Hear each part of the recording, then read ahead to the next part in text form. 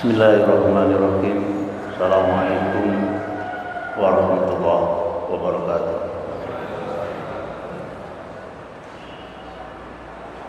Alhamdulillah. Alhamdulillahilladzi nazzala al-Qur'ana fi syahri Ramadan walladzi ja'ala Ramadan syahrus siyam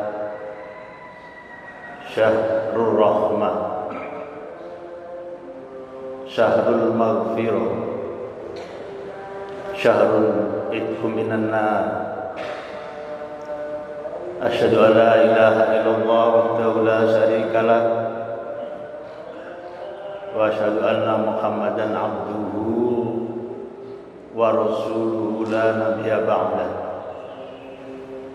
Wala haula wala quwwata illa billah. Allahumma shalli ala Muhammad wa ala alihi wa ashabihi ajma'in, amma ba'd. Wa qad qala ta'ala fil Qur'anil Karim, a'udzu billahi minasy syaithanir rajim. Bismillahirrahmanirrahim. Wa idza sa'alaka ibadi anni fa inni qarib ujibu da'watad da'i idza da'ani falyastajibu li falyu'minu bi la'allahum yarshudun. Al-ayat. Para hadirin jamaah salat subuh yang dimuliakan Allah, mengawali ceramah singkat yang akan saya sampaikan pada pagi ini, kiranya tiada satu ungkapan yang patut kita ucapkan kehadirat Allah kecuali ucapan lafaz alhamdulillah sebagai bukti syukur kita kepada Allah bahwa sampai hari ini kita masih diberikan oleh Allah kesempatan untuk bisa menjalankan aktivitas keseharian, untuk bisa menjalankan serangkaian ibadah di bulan Ramadan ini. Dan moga-moga Allah tetap masih memberikan kesehatan kepada kita, umur yang barokah, sehingga semoga kita masih diberikan oleh Allah kesempatan untuk menjumpai bulan Ramadan yang akan datang. Amin ya rabbal alamin. Salawat dan salam semoga tetap Allah limpahkan kepada junjungan kita Nabiullah Baginda Al-Amin Rasulullah Muhammad sallallahu alaihi wasallam. Para hadirin jamaah salat subuh yang dimuliakan Allah, saking istimewanya bulan Ramadan ini, sampai-sampai ada ayat yang menjelaskan tentang doa. Di situ juga ayat ini diselipkan tentang perintah menjalankan puasa bulan Ramadan ini. Sebagaimana ayat yang saya kutip di awal tadi, Quran surat Al-Baqarah ayat 186 sebagai sambungan dari ayat tentang perintahnya menjalankan puasa Ramadan, yaitu Al-Baqarah 183. A'udzu billahi minasyaitonir rajim. Bismillahirrahmanirrahim. Wa idza sa'alaka ibadi anni fa inni qarib ujibu da'watad da'i idza da'ani falyastajibu li wal yu'minu bi la'allahum yarsyudun. Wa idza sa'ala lan nalikane yen to wis takon kamaring sira Muhammad sapa ibadi pira-pira hamba ingsun anni maring ingsun Allah fa inni mongko sak temene ingsun Allah iku qaribun luwe parek ujibu ngijabahi sapa ingsun Allah dakwatat dai maring pira-pira penjalukane wong kang njaluk ida daani nalikane njaluk sapa wong ni maring ingsun fal yastajibu lan mongko pok nglakoni kewajiban sapa wong akeh li maring ingsun Allah wal yu'minu lan mongko pok iman sapa wong akeh bi kelawan ingsun la'allahum utawa yen to supaya wong akeh iku yarsuduna oleh kebenaran sapa wong akeh. Jadi ayat ini menjelaskan kausalis doa, tetapi di dalamnya diselipkan asbabun nuzulnya tentang perintah Ramadan ini. Jika ada yang bertanya hamba-hambaku kepada kamu Muhammad, kata Allah, tentang saya, jawablah, maka sesungguhnya saya itu lebih dekat. Fa inni qarib. Dan saya akan mengabulkan semua permohonan hamba-hambaku yang berdoa kepada saya, kata Allah. Ayat terusnya adalah hendaklah mereka-mereka menjalankan perintahku dan hendaklah mereka-mereka beriman, yakin kepadaku agar supaya orang-orang atau mereka mendapatkan kebenaran. Jadi pertama kesimpulannya Bapak Ibu, ayat ini menjadi sesuatu patokan. Pertama, bahwa Allah itu dekat dengan kita. Yang kedua, Allah itu akan mengabulkan semua permintaan hambanya. Ini pasti. Ini aksioma. Lalu pertanyaannya, kenapa kadang-kadang kita merasa bahwa doa kita tidak dikabulkan oleh Allah? Padahal Allah sudah janji dalam Al-Quran ini akan mengabulkan semua dakwatad da'i ila idada'ani, akan mengabulkan semua doa permohonan hamba-hambaku yang berdoa. Atau yang kedua, mungkin pertanyaan yang perlu kita ajukan, katanya Allah itu dekat, kenapa kita kok merasa jauh? Karena setiap keinginan kita tidak pernah diperhatikan oleh Allah. Makanya ayat ini menjadi syarat dekatnya Allah, mengabulkannya Allah terhadap semua permohonan kita adalah ada dua juga, yaitu pertama, fal yastajibuli, hendaklah kita sebagai hamba Allah menjalankan perintahnya. Nah, perintah di dalam ayat ini asbabun nuzulnya adalah, yang dimaksud adalah perintah menjalankan puasa Ramadan. Dan tidak cukup itu, wal yu'minu bi, dan orang-orang itu harus yakin dan beriman kepada saya, la'allahum yarsudun, agar supaya mendapatkan kebenaran. Karena itulah para hadirin, kata kunci menjalankan perintah, dan yang kedua harus ada embel-embel iman. Ini menjadi prasyarat. Makanya ayat turunnya Al-Quran yang dipanggil adalah bukan ya ayuhan nas, tapi ya ayyuhalladzina amanu. Iman, orang yang beriman itu menjadi syarat. Berarti ketika kita menjalankan puasa Ramadan dan mampu menyelesaikan imanan waktu Syaban ini, berarti mendapatkan rating sebagai orang yang beriman.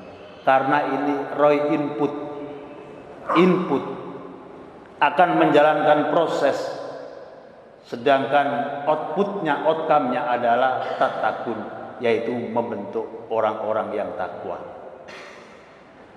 Jadi bakalannya saja sudah pilihan. Ibarat jagung, untuk menanam jagung, bakalannya, roy inputnya itu harus jagung yang unggul. Tetapi jagung yang unggul untuk menghasilkan panen yang bagus melalui proses. Ibarat singkong juga tidak akan menjadi tape kalau tidak melampaui proses peragian yang bagus. Nah, proses itu termasuk dalam rangkaian ibadah Ramadan, ya kita menjalankan ibadah-ibadah sunnah, taraweh, sedekah, dan lain-lain adalah proses. Agar supaya apa? Outcome-nya la'alakum tattaqun, yaitu membentuk outcome yang mutakin. Jadi perintah Ramadan lalu kemudian mensyaratkan keimanan pada kita, inilah yang membentuk mutakun atau manusia yang bertakwa. Sehingga ayat ini kalau kita simpulkan bahwa kedekatan Allah kepada kita dan dikabulkannya doa kita adalah agar supaya kita menjalankan perintah puasa Ramadan, dan yang kedua di dalam menjalankan puasa Ramadan mensyaratkan harus disertai dengan keimanan yang sungguh-sungguh. Hadirin jamaah sholat subuh yang dimuliakan Allah. Kemudian pertanyaan selanjutnya, kenapa puasa? Karena ayat ini nyambung dari 183, 184, 5, 6, 7, dan 8. Kenapa puasa?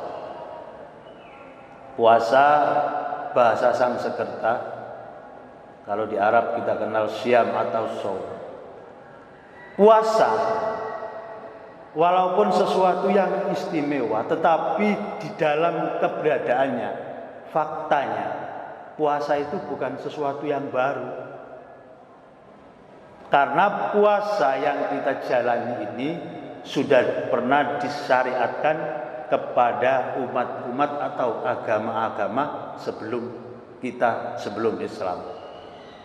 Sebagaimana juga yang dijelaskan dalam Quran surat Al-Baqarah 183 tadi tentang perintah menjalankan puasa Ramadan, yang penekanannya adalah ayat kama kutiba alal ladina min qablikum.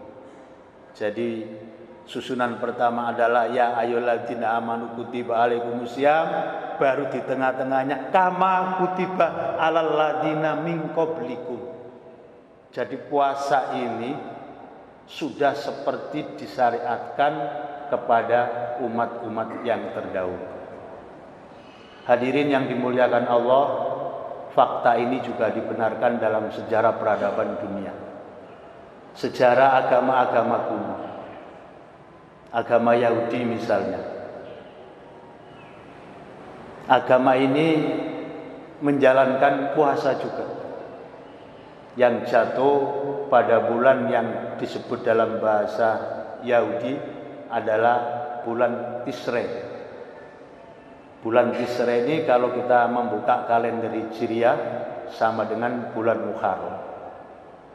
Jadi orang Yahudi atau agama Yahudi ini juga menjalankan syariat puasa, yaitu pada bulan Tishrei atau bulan Muharram dalam kalender Hijriah. Kemudian agama Nasrani sama.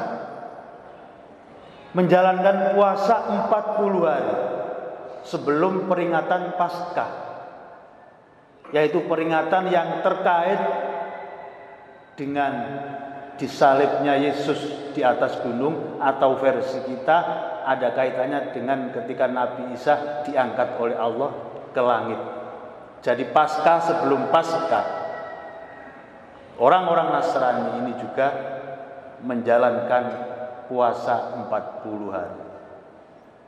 Jadi kalau orang Yahudi tadi ada kaitannya dengan Nabi Musa menerima wahyu dari Allah yang kemudian kita kenal dengan 10 ajaran Tuhan, the Ten of Commandment. Kalau Nasrani adalah ada kaitannya dengan penyalipan Yesus, atau versi kita ketika Nabi Isa diangkat oleh Allah ke atas langit. Jadi puasa juga. Bahkan pada agama-agama kuno, untuk menempati peringkat pendeta utama, calon pendeta itu harus menjalankan puasa juga.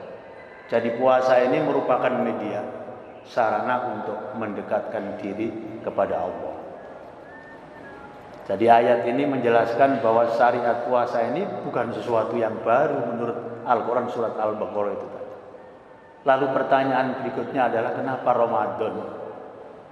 Kenapa perintah kewajiban bulan puasa orang Islam ini kok bukan bulan Dzulhijjah misalnya? Kok bukan Dzulqa'dah?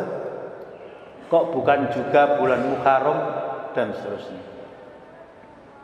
Ini ada penjelasannya. Pertama, keistimewaan Ramadan, bulan Hijriyah yang ke-9 ini, termasuk satu-satunya nama bulan yang disebut di dalam Al-Quran, yaitu Syahrul Ramadan.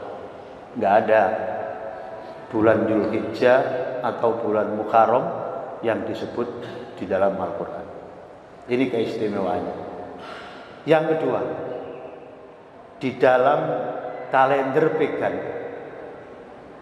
Arab pra-Islam itu ada bulan-bulan yang disepakati sebagai intuisi, sebagai konvensi kesepakatan masyarakat Arab pra-Islam.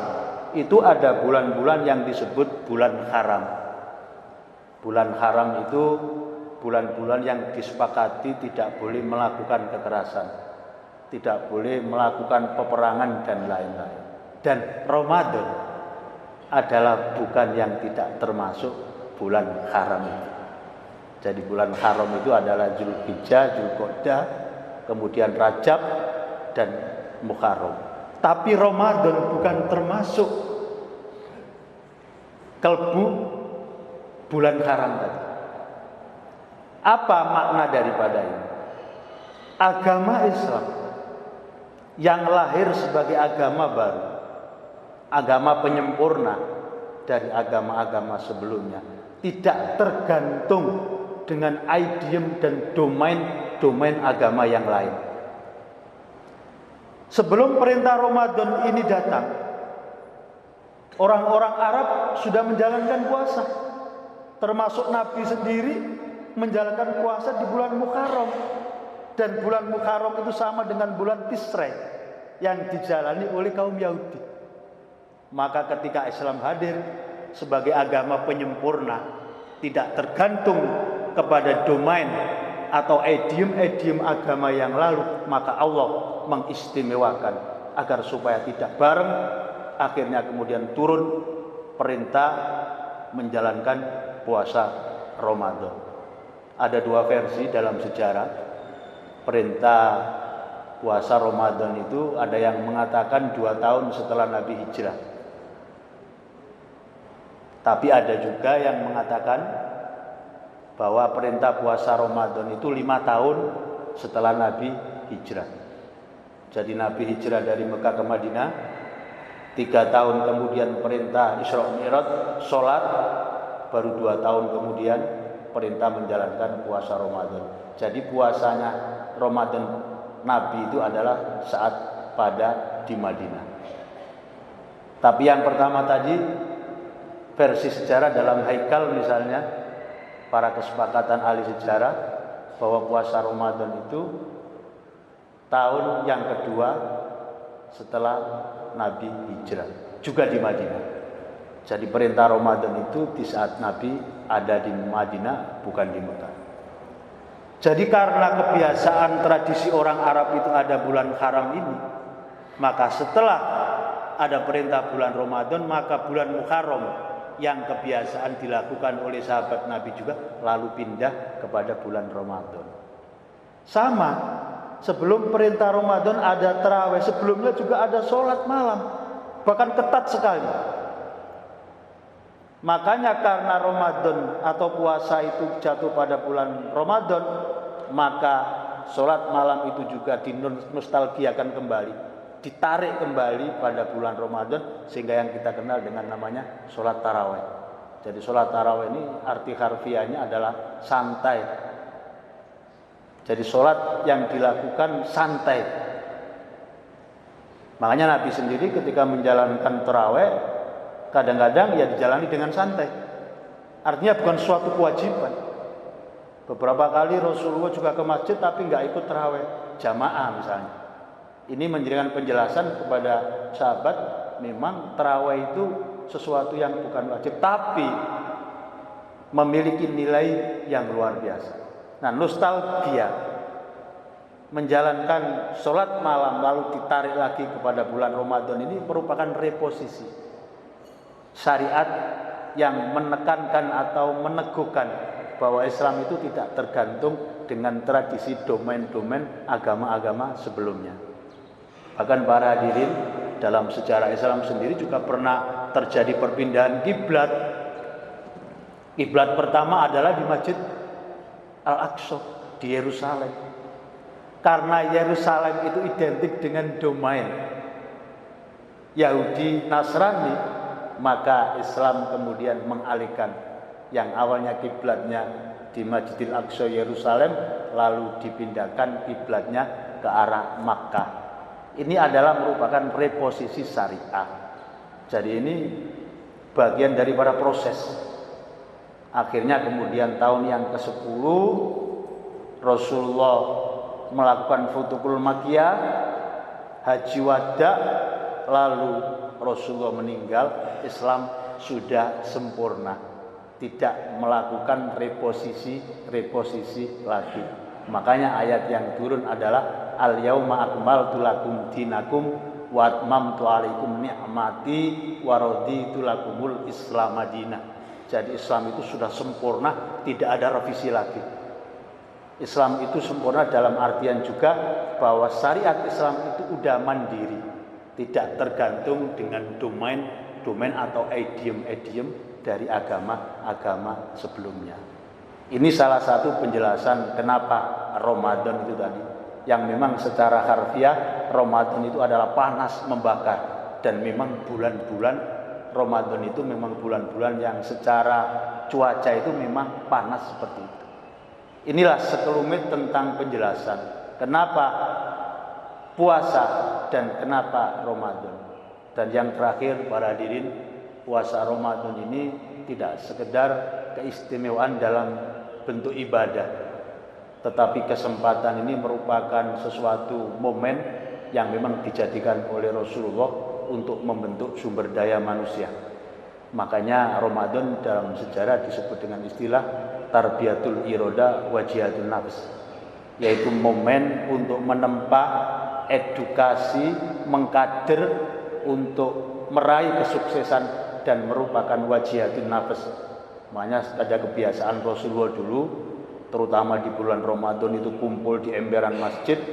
Sahabat-sahabat Rasulullah menghabiskan waktu-waktu selain menjalankan ibadah Ramadan, sunat dan lain-lain, itu selalu menghabiskan di masjid, tidak pulang. Membahas tentang strategi-strategi keagamaan, persoalan sosial, bahkan persoalan-persoalan politik itu digagas oleh sahabat-sahabat Rasul di emperan masjid. Makanya dalam sejarah dikenal dengan Ahlus Sufah, yaitu masyarakat emperan, karena sahabat Rasulullah menghabiskan waktu banyak di emperan masjid untuk membahas masalah-masalah kemuliaan, masalah-masalah kemanusiaan dan sebagainya. Dan sampai kemudian perjuangan Rasulullah hebat, sampai kepada kita karena didukung oleh SDM yang luar biasa. Hanya segelintir orang saja. Makanya Bapak Ibu, Rasulullah tidak sendirian. Kalau kita di Indonesia kenal seorang pakar advokasi hukum sekelas Adnan Buyung Nasution misalnya, zaman Rasulullah juga didampingi seorang pakar hukum dan advokasi hukum yang luar biasa. Makanya kita kenal Salman Al-Ghifari. Di dalam perjuangan Rasulullah juga didukung oleh seorang pengusaha multinasional yang karena pengusaha inilah sebagian hartanya diberikan sumbangan kepada perjuangan Rasulullah, yaitu Khadijah binti Khuwailid yang akhirnya dipersunting menjadi istri Rasulullah. Ini luar biasa. Inilah orang-orang yang mengantarkan sampai Islam sampai kepada kita. Kalau di Indonesia kita mengenal Pangkostrat, Panglima Komando Strategi. Zaman Rasulullah juga dalam perjuangan mendakwakan Islam sampai ke kita juga didampingi oleh seorang Pangkostrat, yaitu Hamzah. Dalam sejarahnya Hamzah walaupun waktu itu belum masuk Islam sudah memperhatikan kepada perjuangan Rasulullah. Bahkan beberapa perang luar biasa perannya Hamzah. Makanya dalam sejarah juga dikenal sebagai seorang yang tangguh, yang kemudian disebut juga singanya padang pasir. Kalau di Indonesia juga kita kenal Kopassus, komandan pasukan khusus. Zaman Rasulullah juga dakwanya didampingi seorang Kopassus, yaitu Ali bin Abi Thalib. Strateginya luar biasa. Bahkan yang dikenal dengan memiliki dua mata atau pedang dua mata, pemain anggar yang luar biasa, itu adalah Ali bin Abi Thalib. Rasulullah juga didampingi oleh seorang ahli hadis, yaitu Abu Hurairah. Ada seorang ahli sufi seperti Abu Darda. Ada seorang pemuda yang tangguh, yang walaupun awalnya memusuhi Islam, tapi ketika masuk Islam menjadi sumbangan luar biasa seperti Umar ibn Khattab dan sebagainya. Dan akhirnya kemudian Islam menjadi gemilang. Makanya seorang sosiolog Nuldeke dari Jerman menempatkan Rasulullah Nabi Muhammad itu tidak sekedar sebagai nabi, tapi sebagai pemimpin dunia. Ditulis dalam sebuah esainya yang berjudul History of Struggle to Awali the Great Message Muhammad, sejarah perjuangan dan kenabian Nabi Muhammad. Kalau dibandingkan dengan sejarah kepemimpinannya Raja Hektor dan Achilles di Yunani dan Roma, tidak apa-apanya dibanding dengan kehebatan Rasulullah. Dibandingkan dengan kepemimpinan dunia Hitler di Jerman, Benito Mussolini di Itali, atau Mojopahit dan Singosari di Jawa, nggak ada apa-apanya. Makanya Nuldeke, seorang sosiolog yang bukan muslim ini, menempatkan bahwa Nabi Muhammad tidak sekedar sebagai nabi dan rasul, tapi sebagai pemimpin dunia. Karena apa? Muhammad tidak hanya mampu merubah Arab, tapi merubah dunia dalam kurun waktu yang cukup singkat, yaitu masa kenabian 23 tahun. Dan beberapa tahun yang lalu esainya Nuldeke ini sempat direspon oleh intelektual internasional yang kemudian dibawa dalam mimbar akademik, dibahas di salah satu universitas Al-Azhar Kairo, yang kemudian bertajuk The Fish International Conference of Muslim Scholar. Jadi pertama kajian seminar tentang esainya, dan akhirnya melahirkan beberapa buku-buku yang menempatkan Nabi Muhammad sebagai tokoh dunia. Itulah para hadirin, alhamdulillah keistimewaannya dan hikmah serta keistimewaan bulan Ramadan yang dijadikan sebagai bulan termasuk yang dilakukan Rasulullah adalah untuk memperkaya diri dalam rangka mengembangkan kebaikan-kebaikan. Saya kira itu singkat yang bisa saya sampaikan, moga-moga bermanfaat. Billahi taufiq wal hidayah. Assalamualaikum warahmatullahi wabarakatuh.